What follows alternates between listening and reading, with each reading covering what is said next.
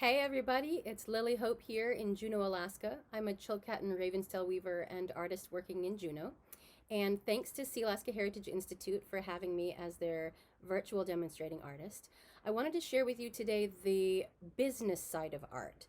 Like, what does it take to do the other part other than just creating the art? So the business side. Here we go. The I kind of want to go through it as far as like how do you do that part? What is all involved in being an artist other than just the actual weaving or the painting or the like creation of art, right? Because we really are a little business, even if we're a sole proprietor, right? So here we'll just jump right in. The first thing I want you to do, if you're going to be an artist, or if you already are one, separate your bank accounts. Make sure that you have a bank account that's only for your business, right? So maybe it says Lily Hope LLC. Maybe it says, your business name. Maybe you have a business name other than your name as an artist. But separate those two things now and use your business account for all business purchases, right?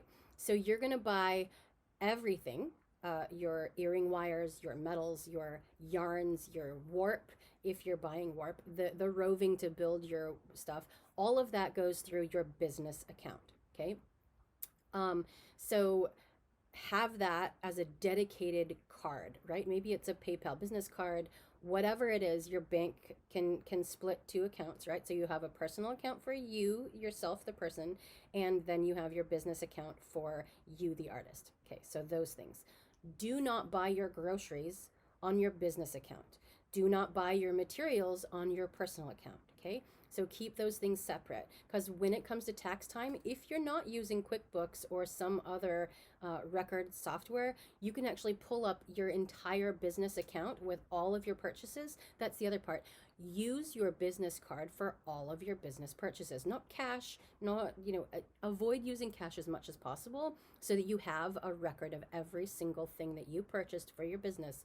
You can also take your clients to lunch, and those can be write-offable, right? So I'm not a tax person. I'm not going to tell you how to write that stuff off, but there is an allowance with the IRS to deduct certain percentages of when you take someone out to lunch and discuss business ideas or that kind of stuff. So that's up to you to do the research on that part. Can't give you tax advice, but keep track of every single business purchase that you make. That's number one. Okay. And separating your personal life and your art life money, okay, in the bank. Next, profit first, you guys. If you are not able to pay your bills from your art, what are you doing it for, right? So every 2 weeks, go to your business account and go, okay, I made $300 in the last 2 weeks. Half of that is going into your personal account as a direct deposit or a transfer from your business account into your personal account. That is you paying yourself for the work, okay? And those are small numbers, right? I mean, like, ideally, you're making more than $150 every 2 weeks, because how are you actually going to pay your bills on that, right? But the idea is put 50%, or if you think you can live on 30% of your income, put that money into your personal bank account from your business account. And that is how you buy your groceries. That is how you pay your electric bill in your house. All those things, right? So that money should transfer from your business account into your personal account. That's the next part. Pay yourself, okay?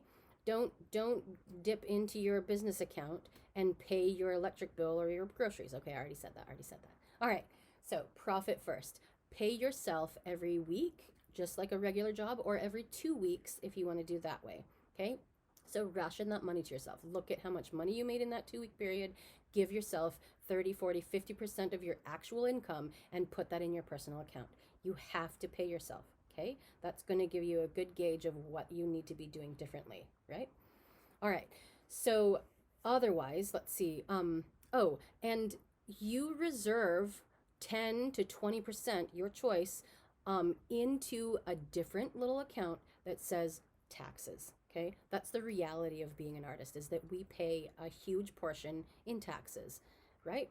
So take it right out of your income, put it right into, like, money comes into your bank account, you take 10 to 20% and put it right into a little savings account in that same bank that says taxes. Put it in there because you're going to have to pay them, right? All right. So what's next? Um, part part of your whole process in being a business is that you want to save that money for taxes. You want to pay yourself. You have to spend money, put more money back into your actual materials and supplies, like raw painting materials, your canvases, your paints, your brushes, like all that stuff, right? Your warp, your weft yarns, all that. So you have to save some for taxes. You have to save some for the future. Hopefully, maybe 5 to 10% is going directly into savings. So that's huge, right? You can either choose to do that as a business saving for the future, or you can do that from your personal account. That's up to you as far as finances go. So you save some, you have to reinvest some into your business again, 20 to 30%, and then find a way to give. You can, I really like doing this as a business, not necessarily from my personal life right now, but as a business, I really like giving. And that giving can be donating items to silent auctions, it can be gift certificates to silent auctions, it can be actual dollars from your business account to support the ice skating thing or to support the animal shelter or whatever that is. And sometimes those things have perks, like you get a little business card size or half page size ad in their skating competition booklet that like 500 people see. So look at those as, you are giving, right? You're supporting these things in your community or in the world, and you're getting some benefit from that. And part of that giving can be market research, right? Where you say, I'm going to give away one of these 5 pairs of earrings to, this particular event, right?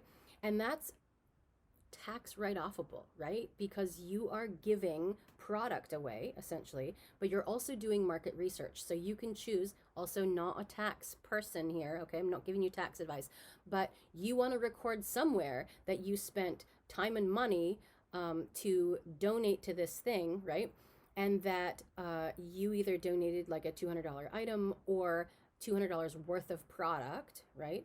Or a gift card to this thing, and keep track of all those things that you've done. So like in the last 3 months, I think I donated to 7 not-for-profit auctions, and I just wrote down I've got 7 in-kind donations, and that's going in my little tax file so that when tax time comes, my tax person can do that for me. That's the other part. Hire help, right? So I don't do my taxes myself. I want someone who knows what they're doing to do my taxes for me. Okay. That's also time that I don't get paid for as an artist, right? So it's more worth it to me to pay somebody well to do my taxes correctly, to bring back the most money to me and or keep the most money in my little egg of business, right? So do that thing. And if you get to the point that you can have a support person, like a studio manager, Preston Singletary gave me permission to do this. I was kind of, Facebooking and saying, oh, maybe I should have a studio assistant. It'd be really amazing if I could have one, blah, blah, blah. And then he was like, oh, I've had a studio manager for years. Saves your life, right? So if you think about it, that you could create maybe a few $100s worth of sellable items in a day, right? Maybe $200 or $300 worth. Maybe that's ambitious for you, but the work that you can create in not doing administrative tasks is so worth it to hire somebody, even at $15 or $20 an hour, to do the work for you, sitting right next to you, answering your emails, filling out grant applications, drafting up your artist statement, all the while you're speaking it while your hands are literally creating, right? And it gets to the point where my studio manager can almost respond to my emails in my voice. You know what I mean? Like, she's been listening to me respond, like, how I start my salutations, the way that my words are strung together when I'm saying, thanks so much for reaching out. I would so love to be part of that show. I can get back to you in the next few days with an idea of what I could contribute. In kindness, Lily Hope. Right? So like, that's super straightforward. She can almost respond without me saying anything. That's pretty cool. That's hugely valuable to me because while she's typing, my hands are moving on the blanket or on the earrings that I'm making, right?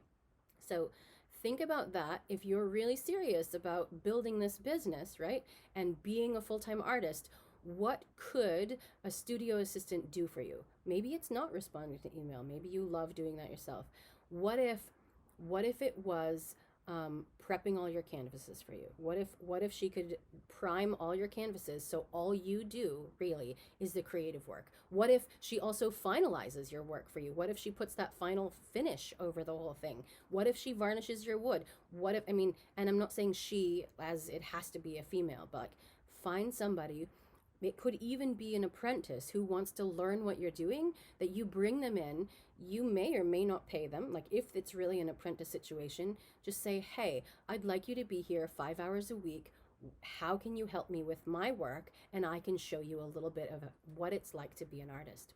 So those are really good options for, especially if you're just starting out, or you want to have some support but you don't have the actual dollars to pay someone every week.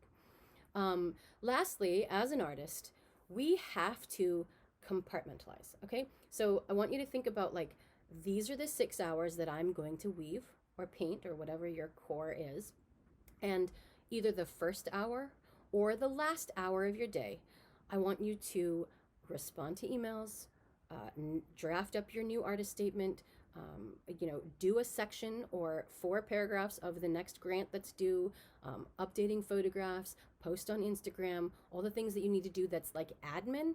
Compartmentalize. You can't be pausing every 90 minutes in your work, or 40 minutes or 20 minutes to respond to whatever those messages are or emails, okay? The compartmentalizing of your work and administrative work is huge. Do that thing for the gift of yourself. And the last thing I'll say with being an artist and being a full-time artist and the business side of things is find your day, or maybe it's a half a day, to unplug and not create. Okay, I know that your mind is going to be still running. If you're really a creative, you're still going to be running ideas, but find those 6 hours a week where you can like shut off, not reply to emails, not sketch out the new thing that you want to do. Go to the beach with your kids or your best gal or your best guy and just unplug. And or don't go to the beach and binge watch the show you want to do, like Once Upon a Time or The Mentalist, or what's the other show that's so good? Desperate Housewives. So good, so bad. Or What Not to Wear. Don't you want to rewatch those? Oh my gosh. So figure out that day to just not do for at least 4 or 5 or 6 hours if you can handle it. Really just unplug. Good luck on your business ventures, being an artist, and the art of business. So take care, and I will see you again. Thank you so much for watching, and see you again.